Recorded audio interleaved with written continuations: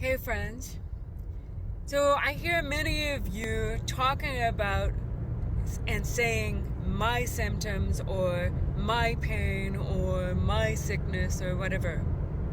It's almost impossible to heal when you continue to identify with those things. When you claim them, when you say my sickness, my disease, my diagnosis, my symptoms, then you are claiming them as your own. You've got to stop identifying with them. You've got to stop talking about them.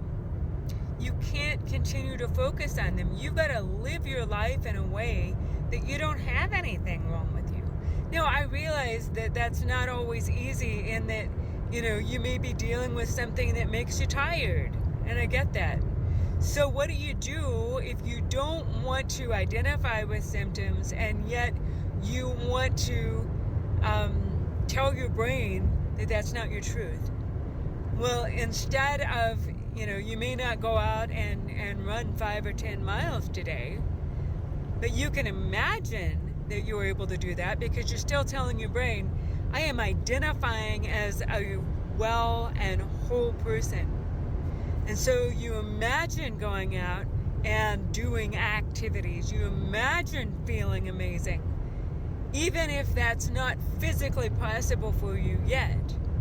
But you're still telling your brain, this is my truth. This is what I'm identifying with, rather than I'm identifying with feeling crappy, right?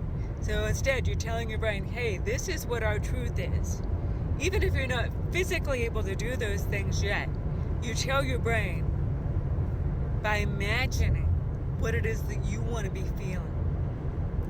And stop identifying with symptoms. Don't talk about them anymore.